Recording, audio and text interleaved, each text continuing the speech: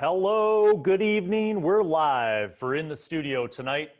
Tonight I have a very special guest, a person who I met over the internet and then met in person at Gen Con. And that is none other than Ben Milton from the Questing Beast. And we're going to be talking tonight about Ben's world of role-playing events, his channel, his content, his programs, and his latest project on Kickstarter, The Waking of Willowby Hall. Ben, my friend, good to have you on In the Studio. Thanks so much for having me, Bill. Really appreciate it.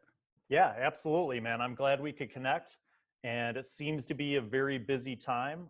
You got a lot of stuff going on, but let's reel it back a little bit and start with kind of your history in gaming. So talk to me a little bit about that. How'd you get started? How long have you been into it? What are your favorite games? That kind of stuff. Sure. So if you're talking about tabletop games in general, I've been doing this since I was a kid. I've only really been doing role-playing games for the last 7 years or so, but I've always been very aware of it. As a kid, I was really into collectible card games, miniature games, and things like that. And then when I started teaching in Arizona, I ran into another teacher who was also a gamer. They got me into gaming. And then from there, I started a YouTube channel almost immediately after that. And it's been slowly growing from there. So I've been playing D&D and related games for about 6-7 years. That's awesome. So when you started your YouTube channel, what was like the initial plan? Or did you have a plan? Like, what was your approach? What kind of content did you want to make? Yeah, so if you rewind and go all the way back to the beginning of my channel, it's pretty much map making tutorials. Because it all started when I drew a map in a meeting that I was in and I posted it on Reddit. It got a lot of upvotes. People asked me how I did it. So I said, okay, I'll just record a video of myself drawing a map, created a channel, and it took off pretty quickly.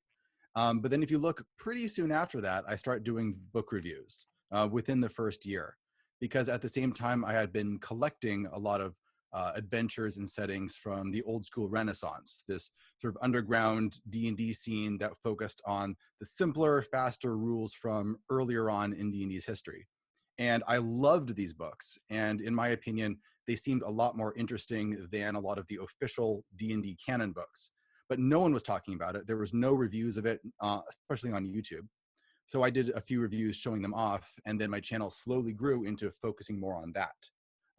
Because it's a weird, idiosyncratic little world of people making these particular types of books, and people have been really fascinated by the way that my channel delves into those books, where you get to see inside them and what makes them unique.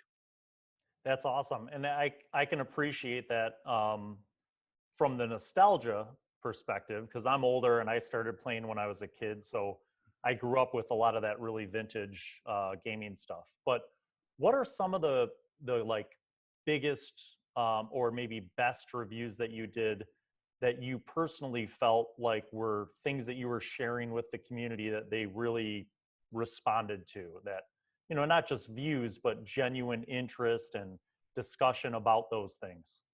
So in terms of like the big books, the Dark of Hot Springs Island and the Hot Springs Island books in general were a big, been a big stir, I think, on my channel. Those did really well, as well as the Mothership recent books. Because like you said, nostalgia is one of the first things that people go to when they hear about old school D&D, which makes sense because the initial assumption is it's something you would want to play if you grew up playing that. But what's really interesting is that if you look into the people making stuff in the old school Renaissance, they tend not to be old players. They tend to be people in their 20s and 30s. So there's a really interesting appeal that it has to people who have fairly recently gotten into D&D. And I think that's because of the very easy to hack, very deadly, very fast, very simple structure that makes it very easy to write for. And you can focus more on the structure of the adventure itself rather on things like stat blocks and so on. So a lot of the books that have been focusing on that have been, I think, really popular. They've won a whole bunch of Ennies recently too. So I think it's getting more exposure over time.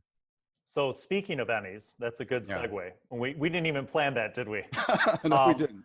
But you are an Ennie nominated writer, and I wanted to kind of segue into some of the stuff because you went from these reviews and the other, you know, map making content and stuff, but you went from that and you started actually writing and publishing some stuff. Talk a little bit about that. What was your first project and what have you done since then?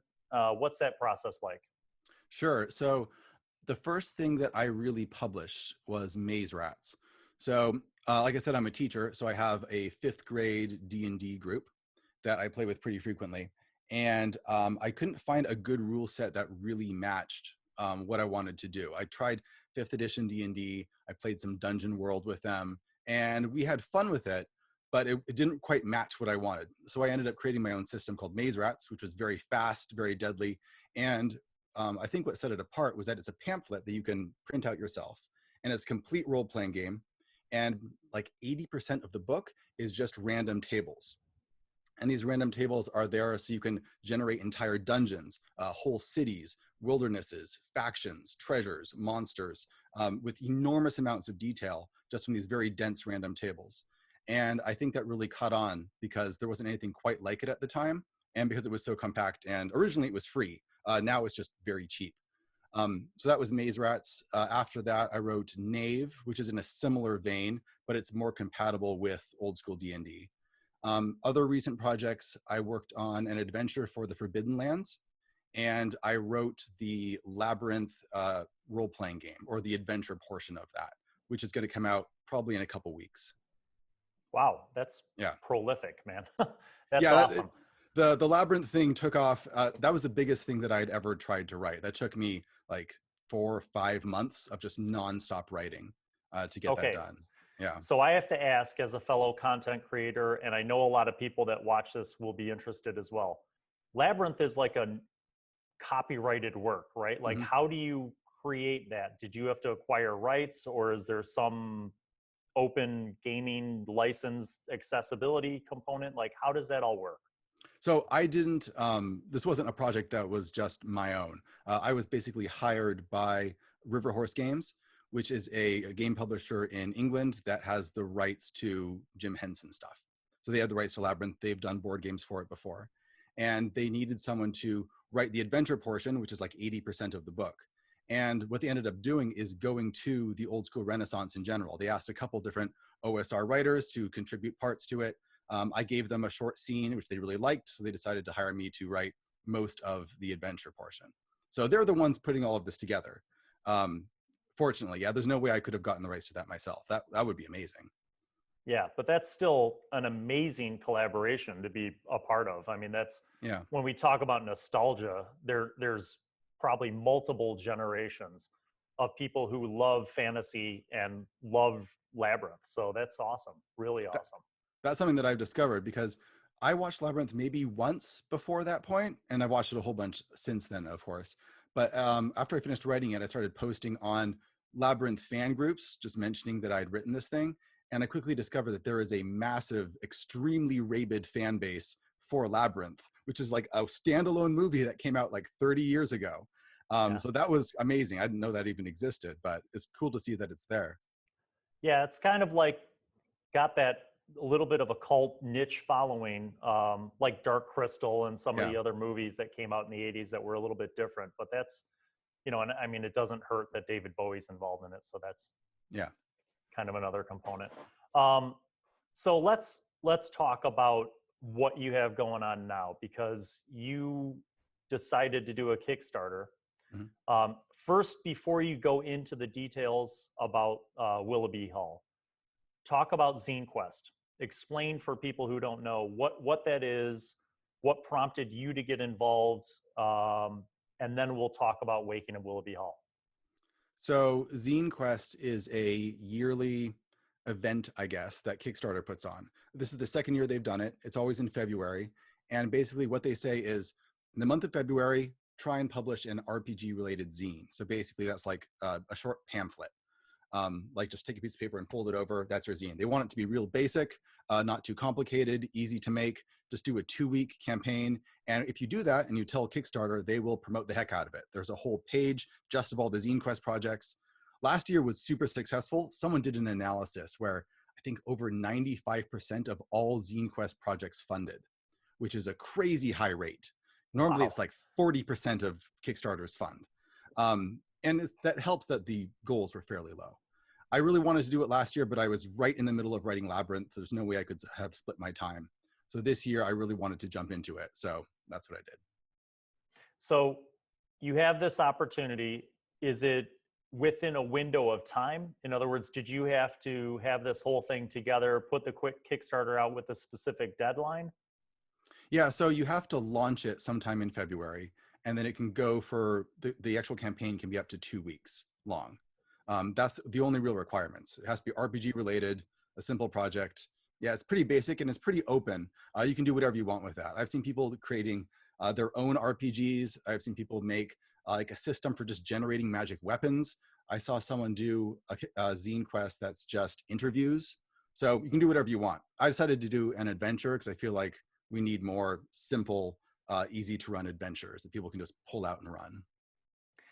And when you say it's pretty open-ended, does Kickstarter take more than usual for the Kickstarter, or is Zine Quest somehow affix any sort of like regulations on what you put out? No, not really. I mean, apart from like the regulations of, I think they only want single color printing and they want it to be like, you know, about yay big. They don't have a whole lot of restrictions on what you can do. And Kickstarter doesn't take any more than usual. It's just an initiative to get more people into making products. Because once you've actually put out a Kickstarter and you've fulfilled it and it's all done, even if it was a simple project, then you're much more motivated to do it again, I would assume, which is good for Kickstarter. Yeah, and just to be clear, have you published anything or done any other Kickstarters prior to this one? This is my first Kickstarter. Wow. Wow, Yeah, that's awesome, man. yeah. Congratulations. Thank you. So we're live right now. So I know you've done extremely well. The Kickstarter funded in what, like 6 days? Kickstarter funded in 6 hours. 6 hours. That's Yeah, incredible. yeah. So we're at a good point with that, but tell us a little bit about what you're doing with Willoughby Hall. Obviously, we know the background with Zine Quest, but what is Willoughby Hall intended to be used for? I know you've mentioned OSR stuff, but give us a little teaser. So basically, it's going to be a short 32-page adventure. It's all illustrated by Sam Mamelli. You can go to the Kickstarter and you'll see his art, which is great. I'm a huge fan of it. And the basic premise is your group comes across a manor, like an old castle-like manor. It's been ruined, and there's a giant wandering around inside of it, just enraged, smashing stuff. You can figure out that the reason the giant is angry is that he has a magic goose, got a classic fairy tale theme there, and it's been stolen by another group of adventurers, and they have run away from the giant and are hiding in this manor. But the giant's rampage has also woken up a group of undead warriors that were buried beneath the crypt. So now you essentially have 3 factions here that all want different things. The giant wants his goose back. The adventurers want to survive and get away with the goose.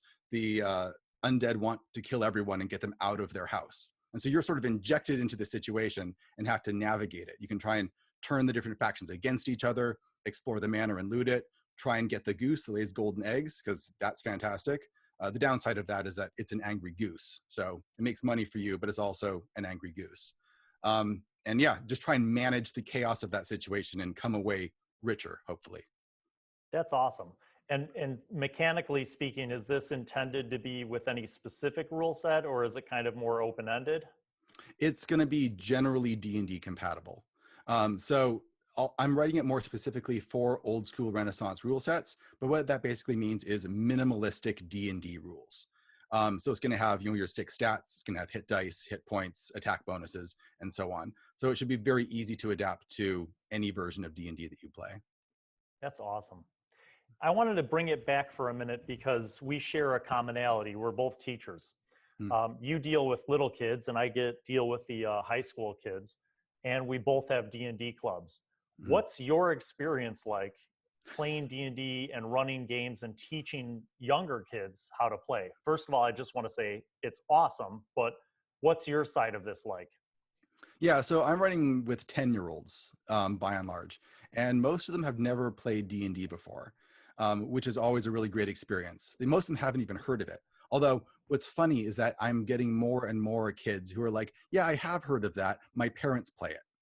Because I have more like 30, 35 to 40-year-olds who are now starting D&D groups. They have all these 10-year-old kids that have seen their parents play it, which is really cool. But I love running with that age group in particular, because they're mature enough, they can come up with plans, they can actually think about what they're doing, they can strategize, but there's also a sense of wonder about what they're doing. They don't take anything for granted the way that an adult who grew up playing video game RPGs would have all these built-in assumptions of how things work. They don't have most of those things. And so they tend to treat the game environment like it's real, which is great because that's what I like out of my players. Yeah, I would agree completely. I mean, my own sons learned at an early age, and I was always in shock at how they and their group of friends sometimes played even better than Mhm, adults. Like they worked more collaboratively. They were a solid team. They were really creative at problem solving. mhm, They came up with a lot of good ways to interact with situations rather than just rolling dice and killing things. mhm, They were oftentimes coming up with like, social interactions that could, prevent all out combat from breaking out, or just making smart strategic moves like running away when they were outnumbered, that kind of stuff. So yeah, I agree with you. It's always cool to see that and to see them kind of learning and that sense of wonder. yeah. My experience with high school kids is a little different because, like you mentioned, a lot of them already by high school have such a strong foundation in video games that it's almost their default to approach that way. Mhm. Um, but it's still cool to see the process and the learning and stuff like that. And I mean, especially now we're on season 4 with D&D with high school students, so I've seen a lot of different casts kind of learn and evolve as we go through. So Ben, let me ask you a question. You have funded the Kickstarter. It's going extraordinarily well. What's the next process? Do you have a lot of editing and art that have to be compiled, page layouts, all that stuff? And then what's the turnaround time for your assets to be delivered? Sure, yeah, there's a lot of stuff left to do. The whole outline is basically, or the adventure is basically structured. It needs to be put into a more final form. I need to learn layout. I've done layout for a long time, but I've always done it in Microsoft Word, because that's the program that I know how to use, and I can kind of make Word do what I want, but it's really not optimal. So I'm going to try and learn Affinity Publisher. I do have a lot of art to commission. That's where a lot of the money from the Kickstarter is going, to get a lot of lush character illustration from Sam and Melly. And I've set the delivery date to December. I should hopefully be able to do it significantly before December, but I'm trying to be as conservative as possible. I remember last year when Zine Quest was rolling around, I backed a whole bunch of different zines, and many of them took more than a year to deliver, just because things kept cropping up. That's the way that Kickstarters often work. So I'm trying to be as conservative as possible, especially since it's my first Kickstarter and I want to set people's expectations appropriately. That's awesome. Yeah. That's really cool. And then, you have different tiers. I think the most basic tier, you have the PDF, and then you have a step up from that, which involves the soft cover, right? Yes. So the zine, it's all going to be soft cover. That's the physical edition. I'm going to get that printed, and it's going to be sent out by Jacob Hurst, who did the Hot Springs Island books. So it's going to be distributed by someone who knows how to do distribution and shipping, which is something that I was scared about. So I'm glad to have him in my corner. And the highest tier is the Questing Beast Collection. So if you want to do that, that's just $20. So you get the physical copy of the zine, plus you get PDFs of everything else I've written. Um, so that would be Maze Rats and Knave, and a short one-page adventure called The Alchemist's Repose. So you can get all of that for 20 bucks, which is a good deal. It's cheaper than buying them individually for sure. Yeah, absolutely. That's awesome, man. That's completely cool. Congratulations on Thank you. the successful funding of your first Kickstarter and on being involved with Zine Quest too. That's huge. What are you thinking about for 2020? I mean, obviously, you're going to have a lot on your plate with your channel and with, finishing up with Willoughby Hall. Do you have any other kind of big plans? You going to any conventions? What's your 2020 outlook?